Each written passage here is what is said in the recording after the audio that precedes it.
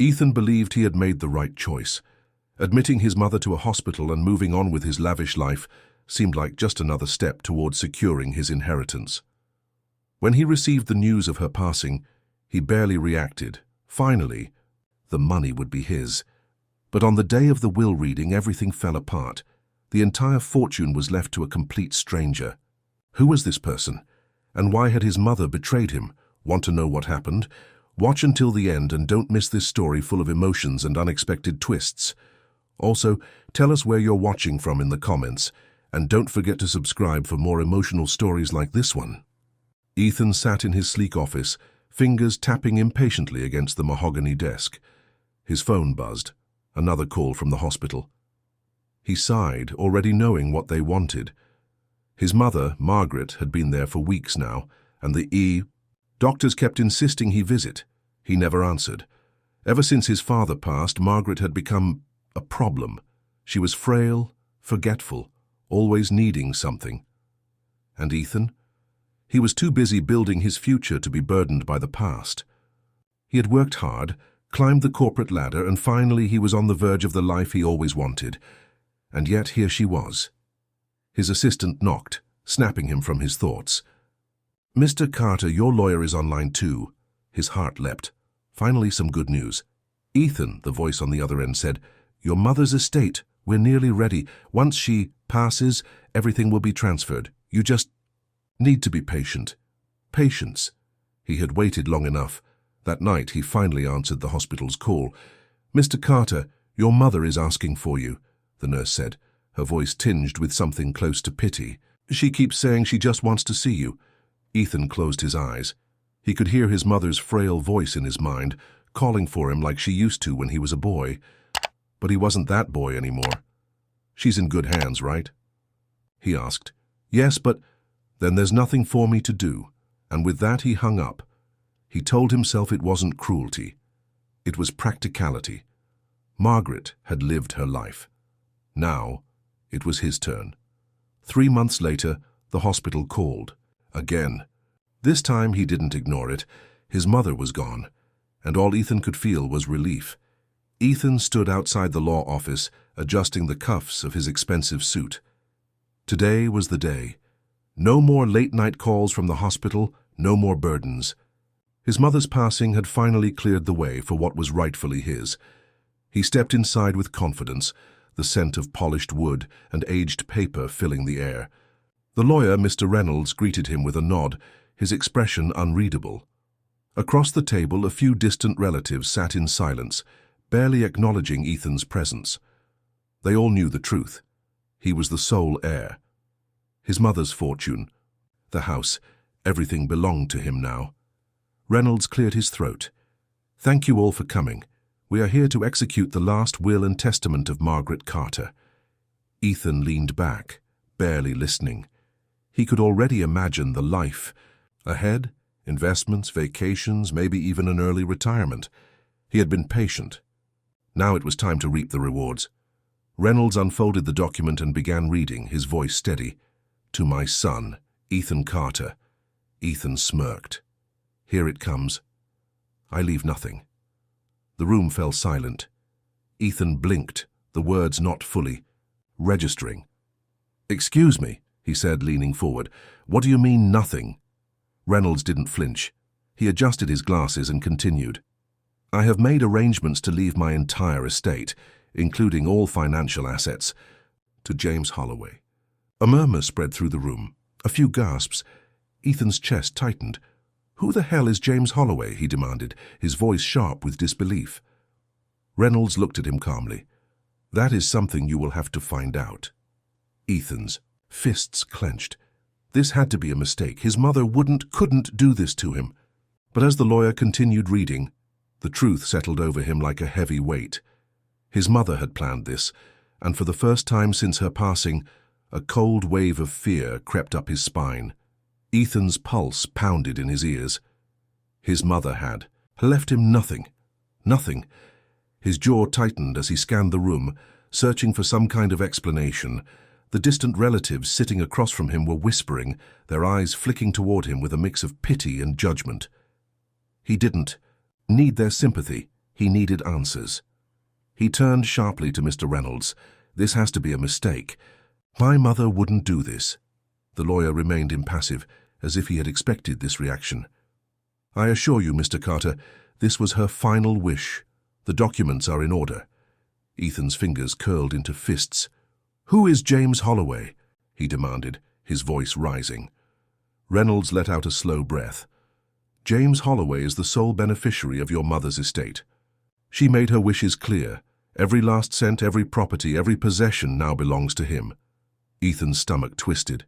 He had spent years waiting for this moment, endured his mother's endless needs, tolerated the burden of her existence, all because he knew one day it would all pay off. And now in the blink of an eye it was gone. He forced himself to breathe, to think rationally. Maybe this Holloway guy had manipulated her. Maybe she had been coerced. That had to be it. "I want to see the will," Ethan said, his voice now cold, calculated. Reynolds nodded and slid a thick stack of papers across the table. Ethan snatched them up, scanning the lines frantically, looking for loopholes. And then he saw it. At the bottom of the last page, a letter, handwritten by his mother. His fingers trembled as he read. "Ethan, my son, if you are reading this, then I am gone.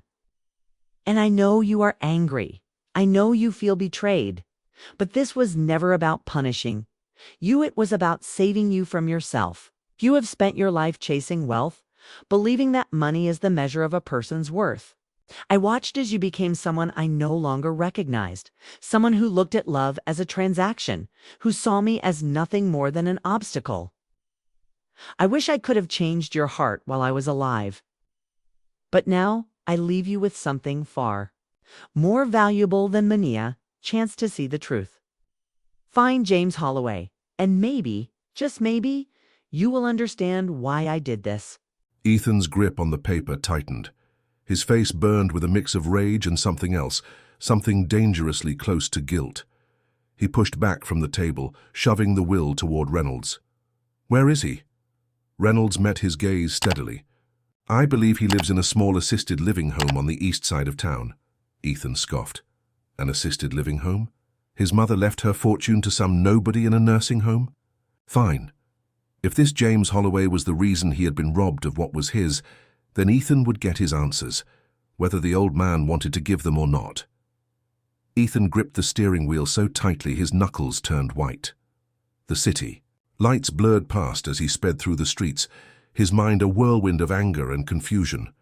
James Holloway. The name meant nothing to him, yet it had just stolen everything. His mother's words still echoed in his head. "Find James Holloway, and maybe, just maybe, you will understand why I did this." Understand what was there to understand? She had abandoned her own son, the one who should have inherited everything, to give it all away to a stranger. And, for what? Some twisted lesson. The assisted living home was in a part of town Ethan rarely visited, too far from the upscale restaurants and corporate offices he was used to. When he pulled into the small parking lot, he sneered at the rundown. Sign above the entrance, Rosewood Senior Care. He stepped inside, the scent of antiseptic and wilted flowers hitting him immediately. The place was clean but simple, a far cry from the luxury estate his mother had left behind. He approached the front desk, his expensive shoes clicking against the tile floor. "I'm looking for James Holloway," he said curtly to the receptionist, a middle-aged woman in scrubs. She gave him a puzzled glance. "And you are?" "Ethan Carter." He folded his arms. "My mother was Margaret Carter." Recognition flickered across her face, followed by something Ethan couldn't quite place. Sympathy. "Oh," she said softly. "Yes, Mr. Holloway is here. He spends most of his time in the garden." She pointed toward the back of the building. "Through there." Ethan didn't wait for her to say anything else. He strode past the common area, where a few elderly residents sat watching a muted television, and stepped out into the small courtyard. There, sitting on a wooden bench beneath the shade of an old oak tree, was an elderly man. He wore a simple sweater, his silver hair neatly combed, his hands resting on a cane. He seemed at peace, gazing out at the flowers as if lost in thought. Ethan's stomach twisted with resentment. This was the man his mother had chosen over him. Taking a sharp breath, he marched forward. "James Holloway," he said, his voice laced with impatience. The old man turned, his eyes meeting Ethan's with a quiet understanding. "You must be Ethan," he said calmly. Ethan's hands clenched. "You know who I am?" James nodded, a faint smile touching his lips. "Oh yes, your mother spoke of you often." Ethan felt his pulse quicken. He wasn't sure what he had expected. Guilt, shame, maybe even fear.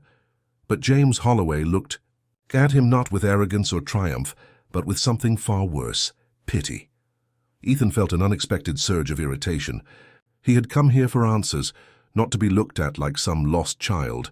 "You knew my mother," he stated, barely keeping his frustration in check. James nodded. "For a long time." Ethan folded his arms. "Then maybe you can explain why she thought you deserved everything she owned." James sighed, his fingers tightening slightly around the handle of his cane. "It's not about what I deserved, Ethan. It's about what she wanted to leave behind." Ethan scoffed. "That's easy for you to say. You got millions of dollars. Handed to you for what? Being some charity case?" James didn't flinch. He simply studied Ethan, his eyes full of something Ethan couldn't place. A quiet kind of sadness. "You really don't remember me, do you?" Ethan frowned. "Should I?" James exhaled softly, as if he had been expecting this. "I suppose not. You were just a boy the last time we spoke." Ethan felt a flicker of unease. His mother had never mentioned this man, not once. "What are you talking about?" James turned his gaze back to the garden, as if the memories lived somewhere among the blooming flowers. "Years ago, before your father passed, your mother and I crossed paths in a way that changed both of our lives. She was the kindest woman I had ever met, and when I had nowhere else to go, she gave me something I had lost: hope." Ethan's stomach twisted. He hated the way James spoke about her, as if he had known her better than Ethan himself. "My mother never told me anything." "About you," Ethan said sharply. James nodded. "I know, and that's the tragedy, isn't it?" Ethan clenched his fists. "Cut the riddles, old man. Who are you?" James studied him for a long moment, then gave a small, sad smile. "Someone your mother loved like a son." The words hit Ethan like a slap. His vision blurred for a second, as rage boiled in his chest. "That's a lie," he snapped. James shook his head slowly. "No, Ethan, that's the truth." Ethan took a step back, his breath uneven. This was insane. His mother had left him nothing, and given everything to this stranger. And now the stranger was telling him he had been a son to her. No, he wouldn't believe it. But deep down something told him he might not have a choice. Ethan's mind reeled. His mother had another son? No. James wasn't really her son. He couldn't be. Ethan was her only child. He had to be. His voice came out sharp, almost desperate. "You're lying." James didn't flinch. "I don't blame you for thinking that. But I have no reason to lie, Ethan. Your mother was the closest thing I ever had to family." Ethan's jaw tightened. "If that's true, then why didn't she ever mention you? If you meant so much to her, why keep you a secret?" James sighed, adjusting his grip on his cane. "Because she knew you wouldn't understand." His eyes, calm yet piercing, met Ethan's. "She knew what money had done to you, how it changed the way you saw people, including her." Ethan scoffed. "That's ridiculous." James gave him a sad smile. "Is it?" Ethan opened his mouth to snap back, but James spoke first. "She told me about the last time she asked you to visit, how she begged the nurses to call you, how she waited, hoping you'd come." Ethan's throat tightened. He forced himself to stay composed. "I was busy." James nodded slowly, as if he had expected that response. "Yes, that's what she said." A silence stretched between them, thick and heavy. Ethan exhaled sharply, trying to shove aside the growing knot in his chest. "Fine, you knew my mother, but that doesn't explain why she left everything to you." James hesitated, then gestured toward the bench. "Sit down, Ethan." "I'd rather stand." James let out a quiet chuckle. "You really are just like your father." Ethan stiffened. "You knew him too?" James nodded. Not well. But I met him, and I know that he loved your mother deeply. I also know that when he passed, something in her changed. Ethan swallowed hard. He remembered that time well, how his mother had become more fragile, more emotional, more of a burden. She never told me about you, Ethan repeated, his voice quieter this time. James nodded. Because she didn't want you to see me as competition, or as a threat. He exhaled, eyes distant. Many years ago, when I had nothing, she took me in. She helped me when no one else would. I was a man at the end of his rope, and she gave me a reason to keep going. She saved me. Ethan frowned. Saved you? From what? James looked down at his hands, as if remembering a weight he still carried. From being the man you're becoming. The words hit like a punch to the gut. Ethan felt his pulse hammer in his ears. He wanted to walk away, to tell this old man he was wrong, that he had no idea who Ethan really was. But a sick feeling twisted inside him, because deep down, he wasn't sure if James was wrong. Ethan stared at James, his breath shallow.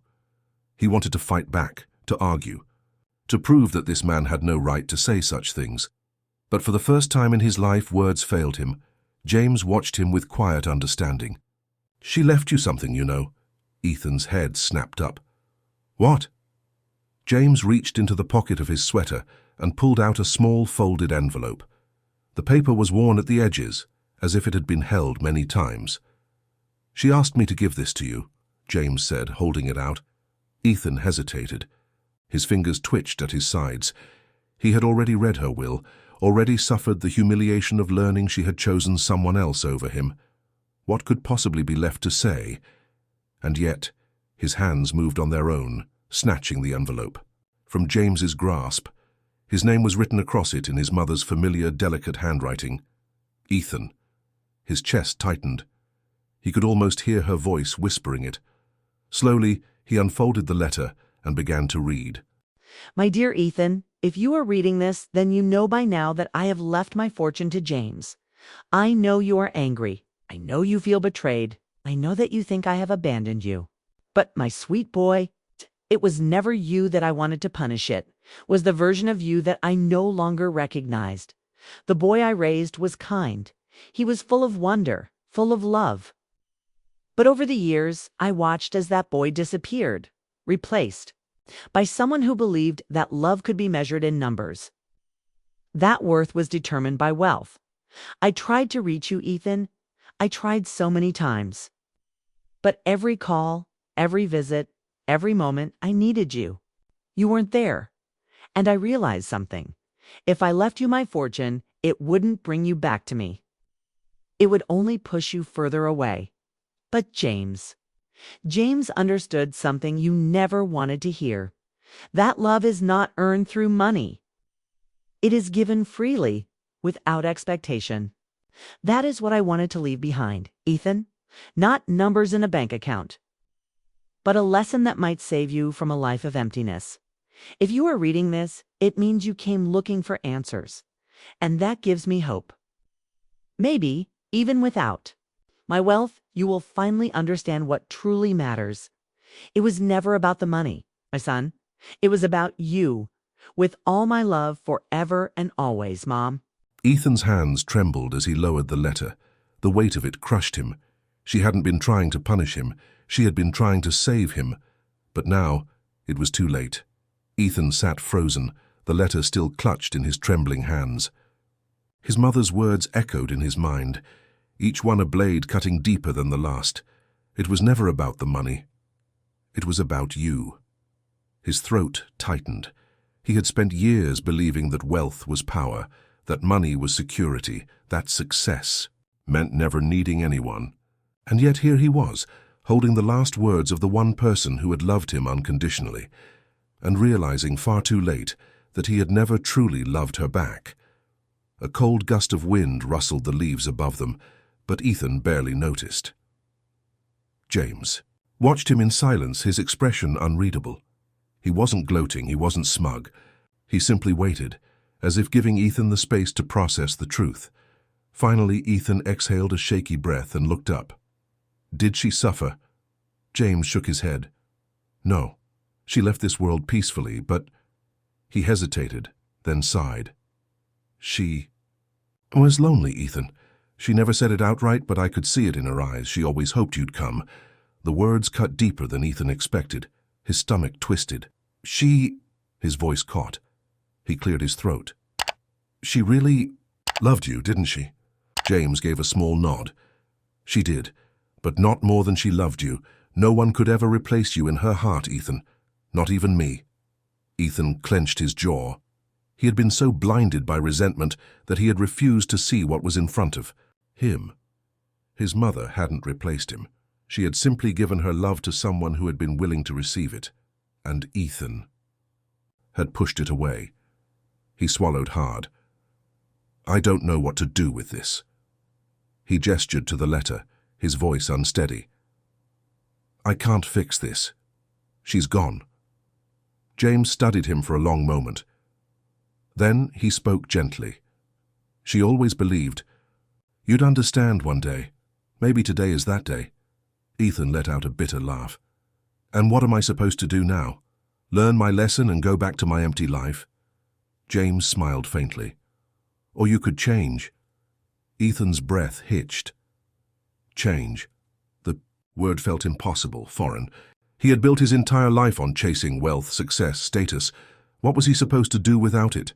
And yet, for the first time in years, the weight in his chest wasn't from greed or ambition. It was from something real. Loss, regret, and maybe, just maybe, a flicker of hope. He looked back at James. She trusted you. James nodded. She trusted both of us. I just figured it out a little sooner. Ethan exhaled. The road ahead felt uncertain, but one thing was clear. He couldn't keep living the way he had. He had lost his mother. He wouldn't lose the lesson she had left behind. And as he stood from the bench, the letter still gripped tightly in his hands, he realized something else. For the first time in his life, money meant nothing. Thank you for watching this story. If it moved you, if it made you think, or if it touched your heart in any way, don't forget to subscribe to the channel. We bring you powerful emotional stories like this one, and we'd love for you to be part of our journey. Hit that subscribe button and turn on notifications so you never miss a new story.